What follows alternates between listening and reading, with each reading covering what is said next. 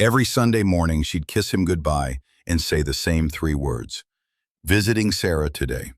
For 2 years, Mark watched his wife Rachel leave their home at 9:30 sharp, always dressed nicely, always carrying that small leather bag, always returning by 3 in the afternoon with red-rimmed eyes.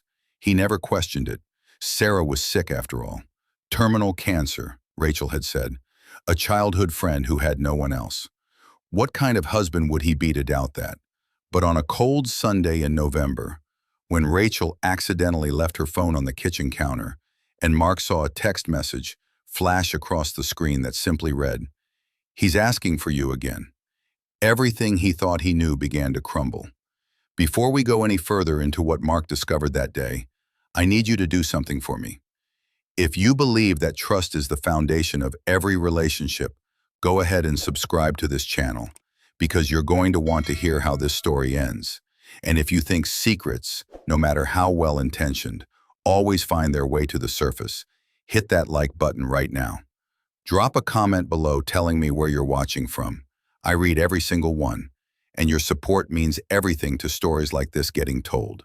Now, let's get back to Mark and the moment his entire world shifted. Mark stood in the kitchen, staring at that text message. "He's asking for you again." Not she, he. His hands trembled as he set the phone back down, exactly where Rachel had left it. His mind raced through possibilities, each one worse than the last. An affair. It had to be an affair.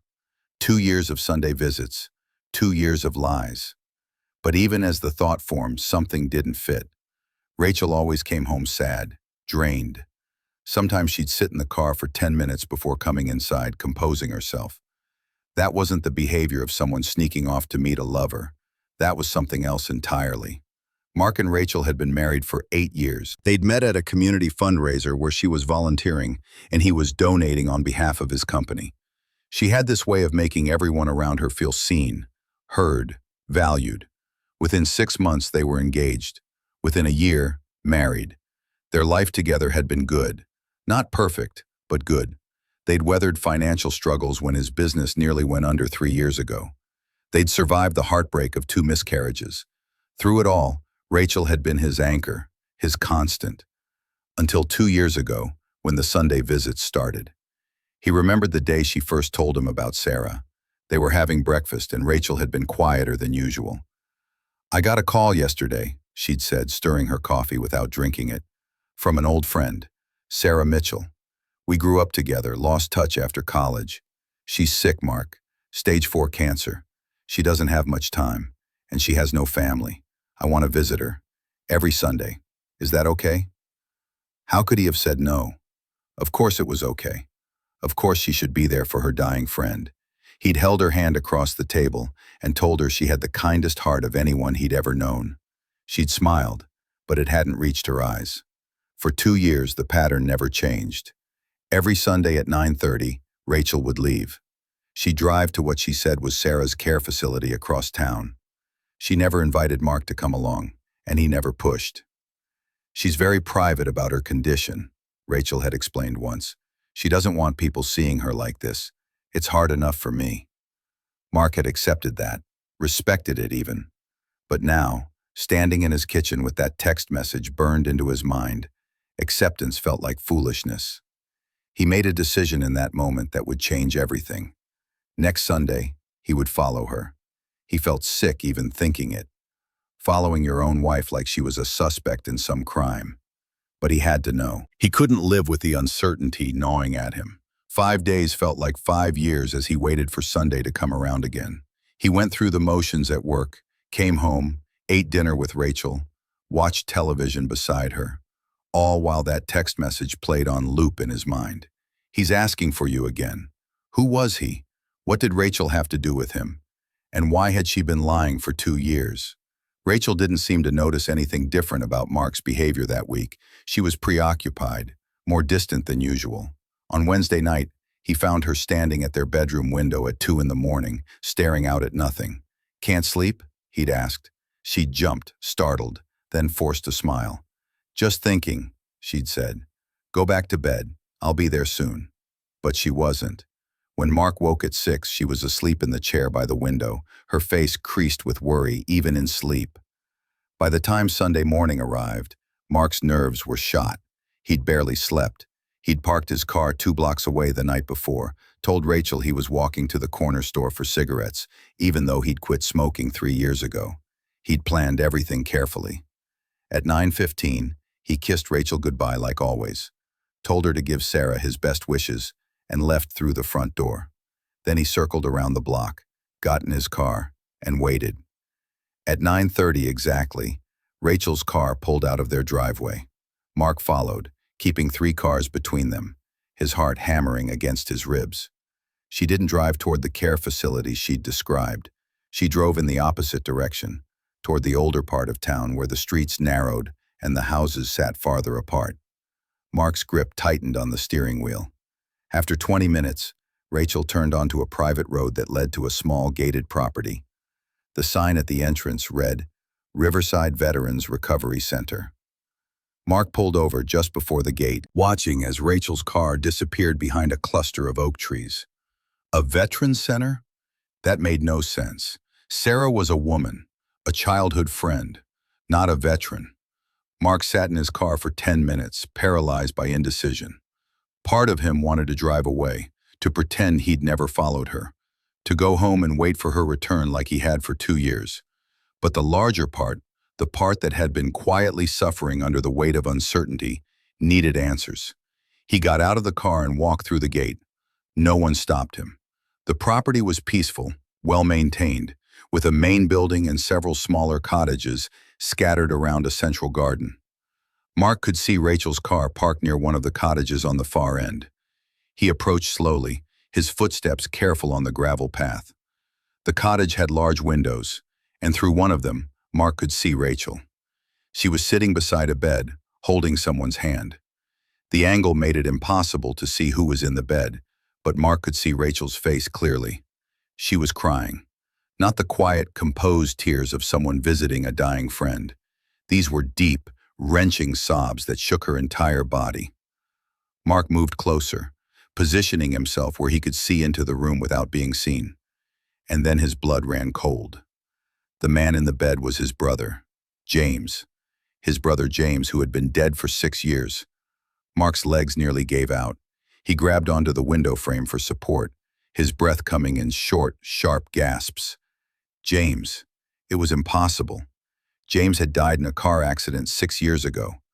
Mark had identified the body. He'd planned the funeral. He'd buried his brother. He'd mourned him. And yet there he was, older, thinner, scarred, but unmistakably alive. Unmistakably James. Rachel was holding his hand, speaking to him in words Mark couldn't hear through the glass. James's eyes were closed, his face peaceful. Rachel leaned forward and pressed a kiss to his forehead, and Mark felt something inside him shatter. He stumbled backward, his mind refusing to process what he'd seen. His brother was alive. His wife had been visiting him. For 2 years. 2 years of lies. 2 years of secret Sunday visits. His brother and his wife. The implications crashed over him like a wave. Had they been in love? Had James faked his death to run away with Rachel? Had she been torn between them all these years? The questions spiraled, each one more painful than the last. Mark turned and walked back to his car, moving on autopilot. He sat behind the wheel, staring at nothing, trying to breathe. An affair with his dead brother. It sounded insane. It was insane. But what other explanation was there? Rachel had been sneaking off every Sunday to visit James. She'd lied about who she was seeing, where she was going, why she was going. She'd let Mark believe his brother was dead for 6 years while secretly maintaining contact with him. The betrayal was so deep, so complete, that Mark couldn't find solid ground beneath it. Everything he thought he knew about his life, his marriage, his brother's death, all of it was built on lies. He should confront them, storm into that cottage and demand answers. But he couldn't move, couldn't think, couldn't do anything but sit in his car and feel his life falling apart around him. After an hour, maybe 2, Mark drove home. He walked through his house like a ghost, touching familiar things that suddenly felt foreign. The photos of him and Rachel on their wedding day. The bookshelf James had helped him build the year before his death. The coffee maker Rachel used every morning. Everything was a lie. Everything was broken. When Rachel came home at 3 o'clock, Mark was sitting at the kitchen table. She walked in with that same exhausted expression she always wore after her Sunday visits. "How was Sarah?" Mark asked, his voice flat. Rachel hung up her coat, not looking at him. "The same. She's comfortable. That's all we can hope for." Mark felt something hot and acidic rise in his throat. "Rachel," he said. She turned, finally looking at him, and whatever she saw in his face made her freeze. "I followed you today," Mark said. The color drained from Rachel's face. Her hand went to her throat. "Mark, I can explain," she whispered. "Can you?" Mark stood up, his chair scraping loudly against the floor. "Can you explain why my dead brother is alive? Can you explain why you've been lying to me for 2 years?" Rachel's eyes filled with tears. "Please," she said. "Please let me explain. It's not what you think." Mark laughed, and it was a harsh, broken sound. "What do I think, Rachel? Tell me, what do I think is happening here?" Rachel took a step toward him, her hands outstretched. "James isn't well," she said. "He's been sick, very sick, mentally and physically. He didn't die in that accident, Mark. He survived. But he was so damaged, so full of guilt and trauma, that he couldn't face coming back. He couldn't face you." Mark stared at his wife, trying to process her words. "Guilt? Trauma? Rachel, I buried my brother. I identified his body. Are you telling me that was someone else?" Rachel shook her head, tears streaming down her face. The body was too badly burned to identify properly. The dental records, the personal effects, they all pointed to James. Everyone believed it was him. But 3 months after the funeral, he contacted me. Only me. He made me promise not to tell you. He wasn't ready. He might never be ready. The room spun. Mark sat back down heavily. "Why you? Why would he contact you and not me? I'm his brother." Rachel's voice broke. "Because of what happened that night, Mark. The night of the accident. There's something you don't know. Something James couldn't bear to tell you." Mark looked up at her, and for the first time since following her that morning, he felt something other than betrayal. He felt fear. "What happened that night?" Rachel pulled out a chair and sat across from him. Her hands were shaking. "James wasn't alone in the car when he crashed," she said quietly. "Your parents were with him. He was driving them home from that anniversary dinner. Do you remember? You were supposed to go, but you had to work late." Mark remembered. His parents' 40th anniversary.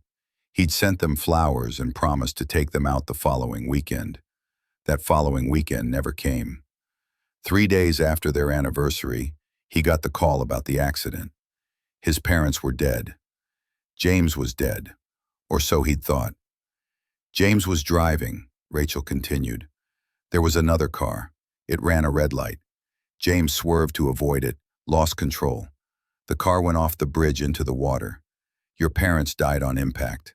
James got out. He was the only one who got out. And he's been living with that guilt ever since. He couldn't face you, Mark. He couldn't face being the reason your parents died." The words hung in the air like smoke. Mark felt his chest constrict. His parents. James had been driving when their parents died, and he'd let everyone believe he'd died too rather than face the guilt. "So he just disappeared? Let me think he was dead? Let me mourn him while he was alive somewhere?" Mark's voice rose. "How could he do that? How could you help him do that?" Rachel reached across the table, but Mark pulled his hands back. "He was broken, Mark. Completely shattered.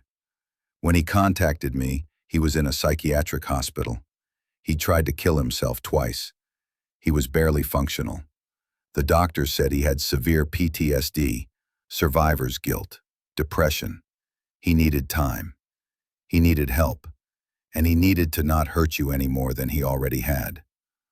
Mark shook his head. "So instead, you both decided to lie to me for 6 years. That was the better option?" "He's been at that veterans center for 4 years," Rachel said. Before that, he was in different facilities, moving around, getting treatment. 2 years ago, he stabilized enough to stay in one place.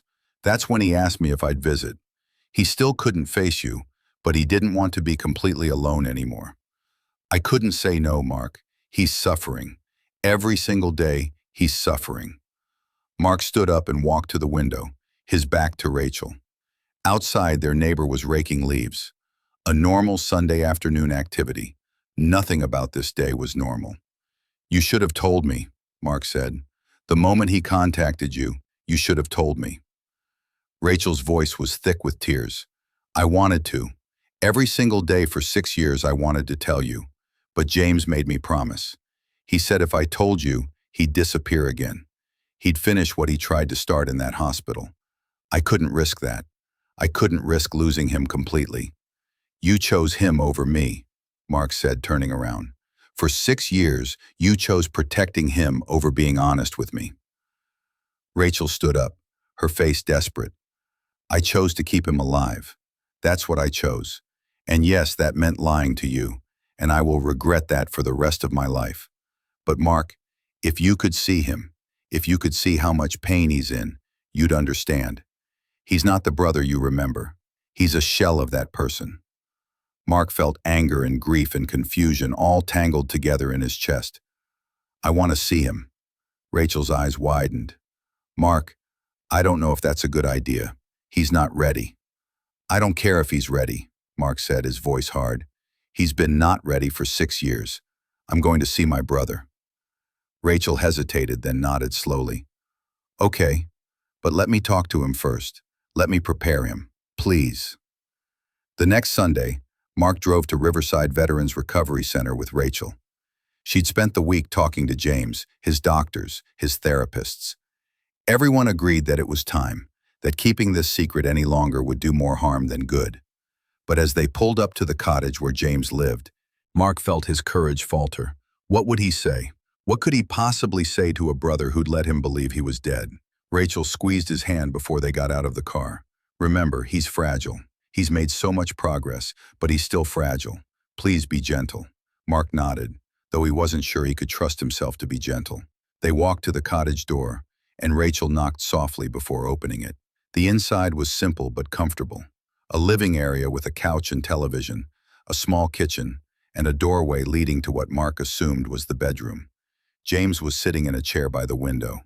He looked up when they entered, and Mark saw his brother's face for the first time in 6 years. Rachel had been right. This wasn't the James he remembered. This man was thinner, older, with gray streaking through his hair that hadn't been there before. But his eyes were what struck Mark the most. They were haunted, empty in a way that made Mark's anger falter. Mark, James said, his voice rough from disuse. He didn't stand up, didn't move, just sat there gripping the arms of his chair like he might fall apart if he let go.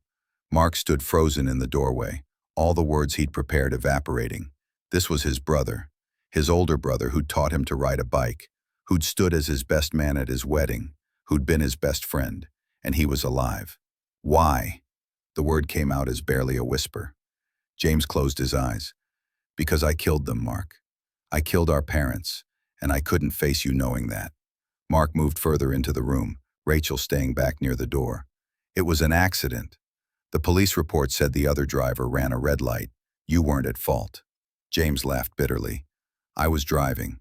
I should have reacted faster. I should have seen it coming. I should have protected them. But I didn't. And they died. They died and I walked away. So you decided to die too? To let me think I'd lost everyone? Mark's voice cracked. James finally looked at him, really looked at him. I thought it would be easier for you. One funeral instead of mourning me separately.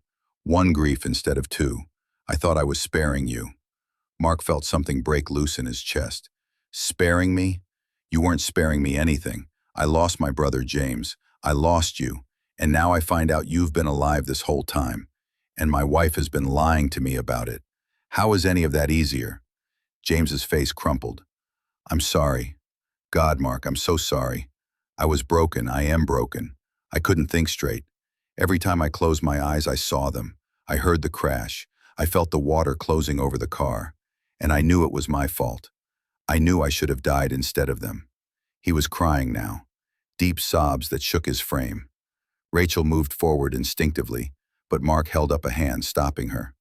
Mark walked over to his brother and knelt down in front of him. Listen to me. You didn't kill them. A drunk driver killed them. An accident killed them. You survived, and that's not a crime. That's not something you should have punished yourself for. James shook his head violently. You don't understand. I see their faces every night. I hear Mom calling for help. I hear Dad telling me it's okay. I hear it all, and I can't make it stop. Then let me help you, Mark said. Let me be your brother again. Stop hiding from me. James looked at him with such raw pain that Mark had to fight not to look away. I don't know how to stop hiding. I've been doing it for so long. Mark reached out and took his brother's hand. It was the first time they'd touched in 6 years. Then we figure it out together, because you're my brother, and I'm not losing you again. They sat like that for a long time, both of them crying, both of them broken in different ways. Rachel watched from across the room, her own tears falling silently. Eventually, James spoke again. I wanted to come home so many times. Every holiday, every birthday, every Sunday when Rachel would visit. I wanted to walk through your door and tell you I was alive, but I was so ashamed. And the longer I waited, the harder it became. I'm angry, Mark admitted, at you, at Rachel, at this whole situation. I'm angry that you took 6 years from us. I'm angry that you didn't trust me enough to let me help you. But I'm also grateful you're alive. Even like this, broken and hiding, you're alive. And that means we have a chance to fix this. James searched his brother's face. Do we?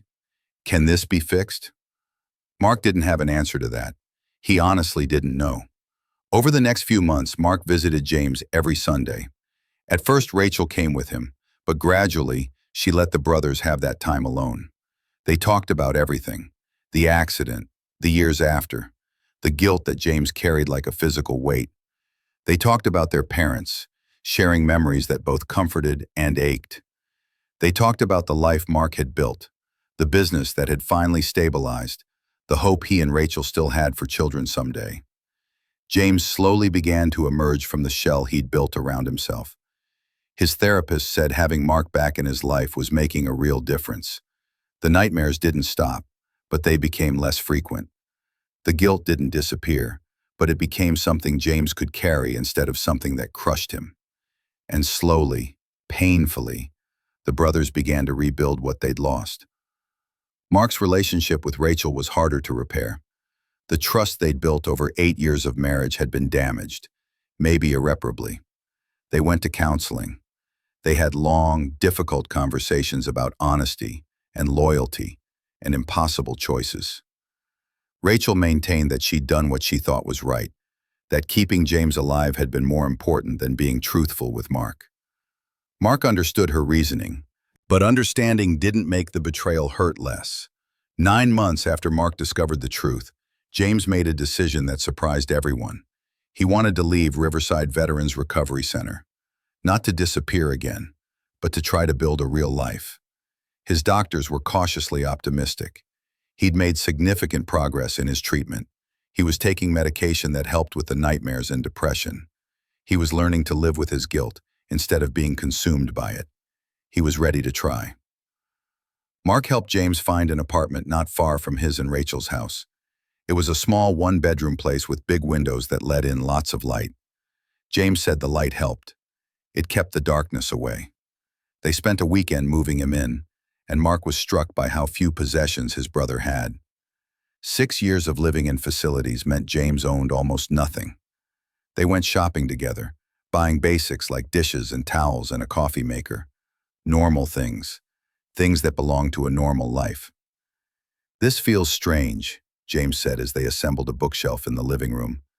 Doing normal things, living like a regular person.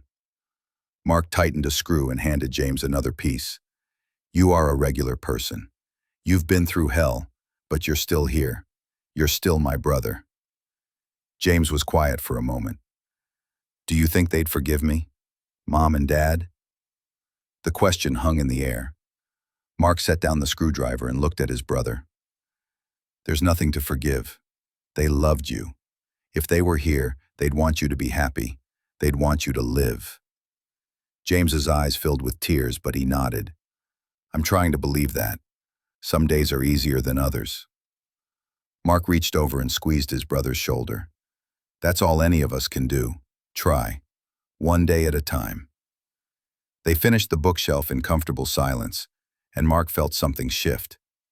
This was what healing looked like.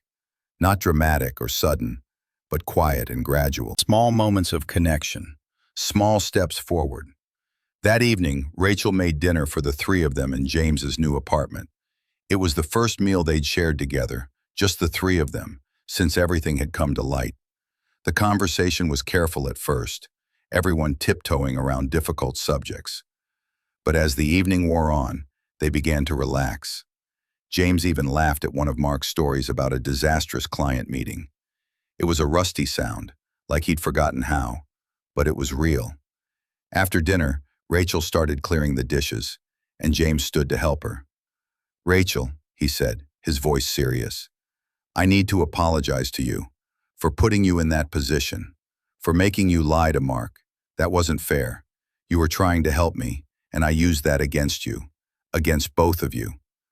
Rachel set down the plate she was holding. You were in pain, James. You weren't thinking clearly. James shook his head. That doesn't excuse it. You've been punished enough for my choices. I'm sorry. Rachel's eyes welled up. I made my own choices.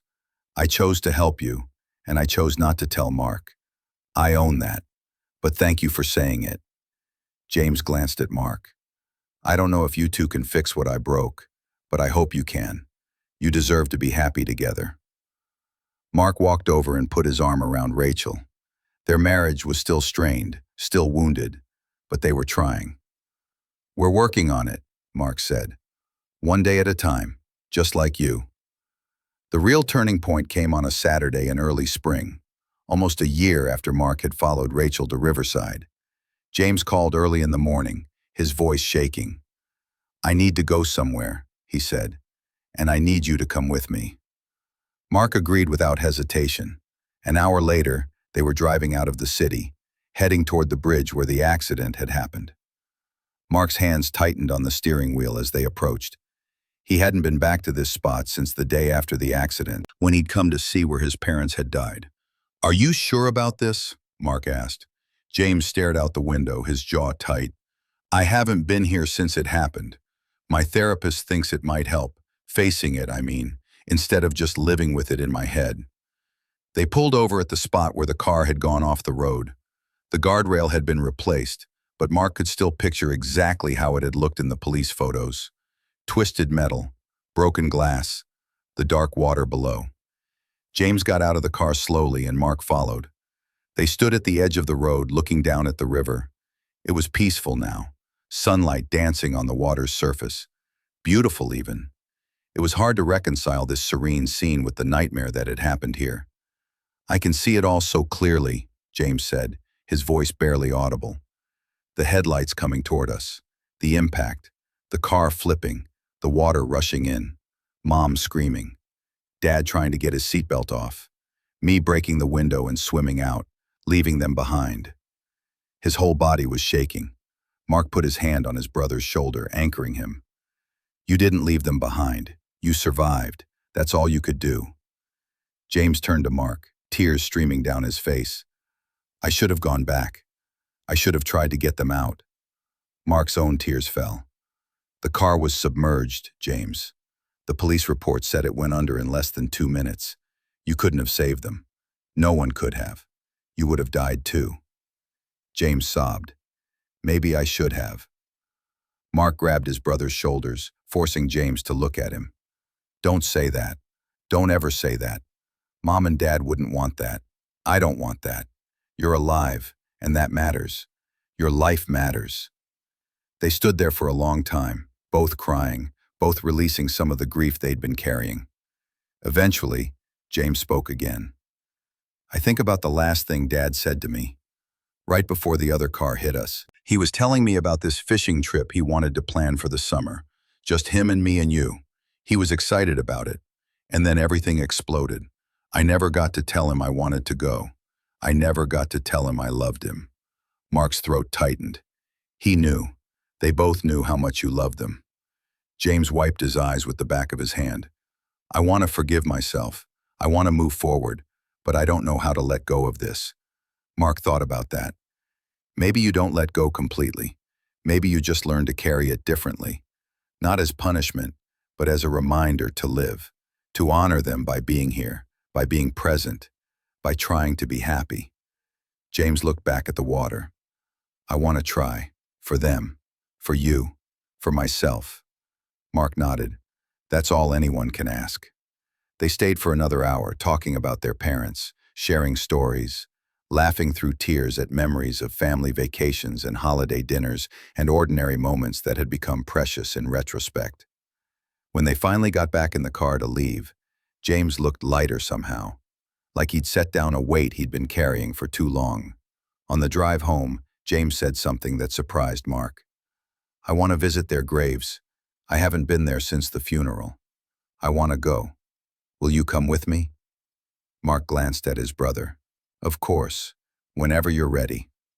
James nodded. Tomorrow. Let's go tomorrow. And they did. The next morning, Mark, Rachel, and James drove to the cemetery where their parents were buried side by side under a large oak tree. James stood before their headstones for a long time, not speaking. Mark and Rachel hung back, giving him space. Finally, James knelt down and placed his hand on the grass above their graves. I'm sorry, he whispered. I'm so sorry I couldn't save you. I'm sorry I ran away afterward. I'm sorry for all of it. But I'm here now. I'm trying to live a life you'd be proud of. I'm trying to be the son you raised me to be. Mark joined his brother, kneeling beside him. They were proud of you, James, always. James looked at him. How do you know? Mark smiled sadly. Because I'm proud of you, for surviving, for fighting through all of this, for being here right now. That takes more strength than anything. James broke down then, and Mark held him while he cried. All the years of pain and guilt and loss poured out of him, there on the grass beneath the oak tree where their parents rested. Rachel watched from a few feet away, her own tears falling. She'd carried James's secret for so long, had sacrificed her honesty and her husband's trust to keep him alive. Seeing him finally beginning to heal made all of it feel worth it. But she also knew the cost. She and Mark were still rebuilding their marriage, still working through the damage done by years of lies. She didn't know if they'd make it. Some days she hoped they would. Some days she wasn't sure. 3 months later, James started working again. Just part-time at first, doing bookkeeping for a small nonprofit that helped veterans transition back to civilian life. It felt appropriate somehow, using his own experience to help others who were struggling. He was good at it, patient and understanding in ways he couldn't have been before the accident. His co-workers didn't know his whole story, just that he was a veteran dealing with PTSD. That was enough. Mark and Rachel celebrated their 9th wedding anniversary that summer. It was a quiet celebration, just dinner at home and a walk through their neighborhood as the sun set. Do you ever regret it? Mark asked as they walked. Helping James? Lying to me?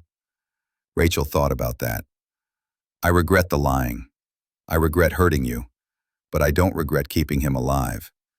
If I had told you right away, if I had broken my promise to him, he might not be here, and I couldn't live with that. Mark took her hand. I understand why you did it. I do, but it still hurts. I don't know if I'll ever fully trust you the way I did before. Rachel's voice was small. I know, and I'll spend the rest of my life trying to earn that trust back, if you'll let me. Mark squeezed her hand. I want to. I'm trying. That's the best I can offer right now. Rachel nodded. That's enough. It has to be enough. A year and a half after Mark discovered the truth, James met someone. Her name was Catherine, and she was a therapist at the nonprofit where James worked. She knew about his past, about the accident, and the years of hiding and the guilt he still carried. She didn't run from it. Instead, she helped him see that his past didn't define his future. They started dating, slowly, carefully, both of them damaged in their own ways, but willing to try anyway. Mark liked Catherine immediately. She made James laugh. Real, genuine laughter that transformed his brother's face. She was patient with his bad days, the ones where the nightmares came back, or the guilt threatened to overwhelm him. She was also tough with him when he needed it, calling him out when he tried to retreat into old patterns of self-punishment. She was exactly what James needed. 2 years after everything changed, the family gathered for Thanksgiving. Mark and Rachel hosted, and James brought Catherine. It was the first holiday they'd celebrated together since before the accident. As Mark carved the turkey and Rachel set out dishes and James and Catherine helped set the table, Mark felt something he hadn't felt in a long time. Peace. Not happiness exactly. Not yet. But peace. His brother was alive. His marriage was healing. His family, broken and rebuilt in strange ways, was together. Before they ate, James cleared his throat. "I want to say something." Everyone looked at him. 2 years ago, I was living in that cottage at Riverside, convinced I'd never have a real life again. I thought I deserved to suffer forever for what happened. But because of all of you, because you didn't give up on me, even when I'd given up on myself, I'm here. I have a life. I have people I love, and I'm grateful. So thank you for saving me. Rachel was crying. Mark was too. Catherine reached over and squeezed James's hand. "We're grateful too," Mark said, "for getting you back, for getting a second chance." James smiled, and it reached his eyes this time. "To second chances," he said, raising his glass. They all raised their glasses. To second chances. As they ate dinner together, talking and laughing and building new memories, Mark thought about the text message that had started everything. "He's asking for you again." 3 words that had shattered his world and then rebuilt it into something different. Something harder but more honest. He looked around the table at his brother, alive and healing. At Catherine, who'd helped James find his way back. At Rachel, who he was learning to trust again day by day. Life wasn't perfect. James still had nightmares. Mark and Rachel still had hard conversations about trust and honesty. There were scars that would never fully heal. But they were here. They were together. They were trying. And in the end, maybe that was what family meant. Not perfection, but presence. Not forgetting the past, but not letting it destroy the future. Not easy answers, but the willingness to keep asking hard questions and working through them together. After dinner, as they cleared the table, Catherine pulled Mark aside. "Thank you for giving James a chance," she said quietly. "I know what he did hurt you deeply. Not everyone would have been able to forgive that." Mark leaned against the counter, considering her words. "I'm not sure I have forgiven it completely, but he's my brother, and holding on to anger wasn't bringing me any peace. Letting him back in, even though it's complicated, that's brought me something closer to peace." Catherine nodded. "He talks about you all the time, about how patient you've been, how you show up every week, even when it's hard. You're helping him more than you probably realize." Mark glanced into the living room where James and Rachel were putting away leftovers, talking quietly about something that made them both smile. "Rachel's the one who kept him alive all those years. I just showed up after the hard part was done." "No," Catherine said firmly. "She kept him breathing, but you gave him a reason to want to live again. There's a difference." Mark felt his throat tighten. He hadn't thought about it that way. He'd been so focused on his own hurt, his own sense of betrayal, that he hadn't considered what his presence might mean to James. "I'm just trying to be his brother again," Mark said. "That's all I know how to do." That night, after James and Catherine left and Rachel had gone upstairs to bed, Mark sat alone in the living room. He picked up his phone and scrolled through old photos. There were pictures from before the accident. James and their parents at a baseball game. James and Mark building that bookshelf years ago. Family gatherings where everyone was smiling and whole.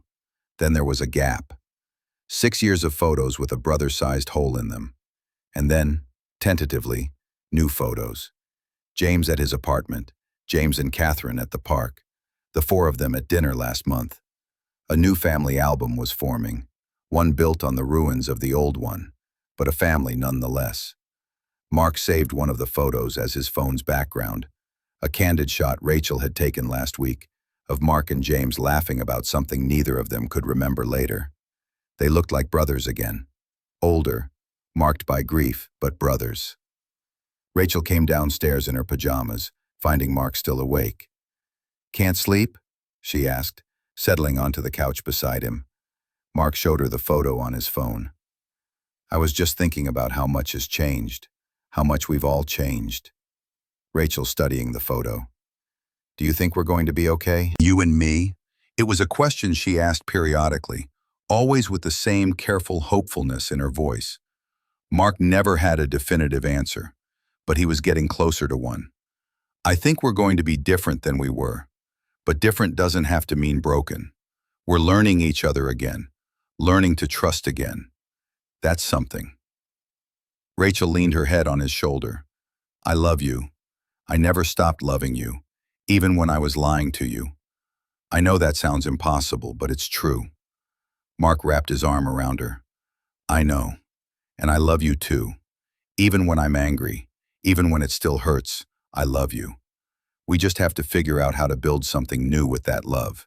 Something honest this time." They sat in the quiet living room, holding each other, and Mark felt something shift. Not forgiveness exactly, not yet, but acceptance. Acceptance that their marriage would bear the scars of what happened. Acceptance that trust would be rebuilt, slowly, painfully, over years and not months. And acceptance that despite everything, they still wanted to try. 6 months later, James called Mark with news. He and Catherine were engaged. "I never thought I'd have this," James said, his voice thick with emotion. "A future. Someone who loves me despite everything. I never thought I deserved it." Mark felt joy surge through him. "You do deserve it, James. You deserve happiness. I'm so glad you found it." The wedding was small, held in a garden on a perfect spring afternoon. Mark stood as James's best man, just as James had stood for him 9 years earlier. As he watched his brother marry Catherine, Mark thought about everything that had brought them to this moment. The accident, the years of hiding, the lies, the painful reunion, the slow, difficult healing. All of it had led here, to James in a suit, smiling wider than Mark had seen him smile in years, promising to love someone for the rest of his life. During his best man speech, Mark spoke about second chances. "My brother and I lost 6 years, he said, looking directly at James. 6 years we can never get back, but we have today. We have tomorrow. We have all the days ahead of us. And that's the thing about second chances. They don't erase the past, but they give us the opportunity to build a better future. James, you've been given a second chance at life. And Catherine, you're giving him a second chance at love. I couldn't be happier for you both." There wasn't a dry eye in the garden. Rachel squeezed Mark's hand as he sat back down. "That was beautiful," she whispered. Mark kissed her temple. "I meant every word." After the ceremony, during the reception, Mark found himself standing alone for a moment, watching the celebration. His brother was dancing with his new wife. Rachel was laughing at something Catherine's mother had said. The sun was setting, painting everything in gold. James's therapist had been right. Some secrets do protect, at least for a time. Rachel's secret had protected James when he was too broken to face the world. But eventually, all secrets have to come to light. The question is whether the truth destroys or heals. In their case, it had done both. The truth had destroyed the comfortable lies they'd been living with, but it had also healed what was broken, by finally letting them face it together. Mark pulled out his phone and sent a text to the group chat he'd started with James and Rachel a few months ago. It was just 3 words. "We made it." James responded almost immediately with a heart emoji. Then Rachel's message came through. "Together. Always together." Mark smiled and slipped his phone back into his pocket. They had made it. Not unscathed, not unchanged, but together. And that was enough. As the evening wore on and the celebration continued around him, Mark thought about the question he'd been asking himself for 3 years now. Could he forgive? Could he truly let go of the anger and betrayal? He realized the answer wasn't a simple yes or no. Forgiveness wasn't a destination, but a journey. Some days he was prepared along than others. Some days the hurt came back fresh and sharp. But he was trying. They were all trying. And in the end, maybe that was what love actually meant. Not the absence of pain, but the willingness to work through it. Now, I want to ask you something. If you were in Mark's position, if you discovered that your spouse had been hiding something this massive from you for years, do you think you could forgive them? Could you rebuild that trust? And what about James? Do you think he did the right thing by hiding? Or should he have faced his family sooner, no matter how broken he was? Think about the people in your own life, the secrets that might be hiding beneath the surface, the pain that people carry silently. How often do we really know what someone is going through? James looked normal on the outside, but inside he was drowning in guilt and trauma. Rachel seemed like the perfect wife, but she was carrying the weight of an impossible secret. Mark thought he had a good marriage until he discovered he didn't know his wife at all. Here's what I learned from their story. Healing isn't linear. It's messy and complicated, and sometimes you take 2 steps forward and 3 steps back. But if you keep showing up, if you keep trying, if you refuse to let the pain have the final word, you can build something meaningful from the rubble. Not the same as what you had before, something different. Maybe something even stronger, because it was forged in fire. So I'm asking you, have you been holding on to anger that's eating you alive? Is there someone in your life who needs a second chance? Or maybe you're the one who needs to be forgiven for something. Whatever it is, remember that time doesn't heal all wounds, but honest communication, genuine effort, and the willingness to be vulnerable even when it's terrifying, those things can start the healing process. Before you go, I need you to do something. If this story made you feel something, if it made you think about your own relationships and the secrets we all carry, hit that like button. Subscribe to this channel because I share real stories about real people facing impossible situations, and your support helps these stories reach others who might need to hear them. And most importantly, drop a comment below. Tell me what you would have done in Mark's position. Tell me if you think Rachel was right to keep the secret. Tell me about a time when you had to decide between an impossible truth and a comfortable lie. I read every comment, and your stories matter. Because at the end of the day, we're all just trying to figure out how to love people who are broken, how to forgive when we've been hurt, and how to keep moving forward when the past keeps pulling us back. Mark, Rachel, and James figured it out, one painful day at a time. And if they can do it, maybe there's hope for all of us.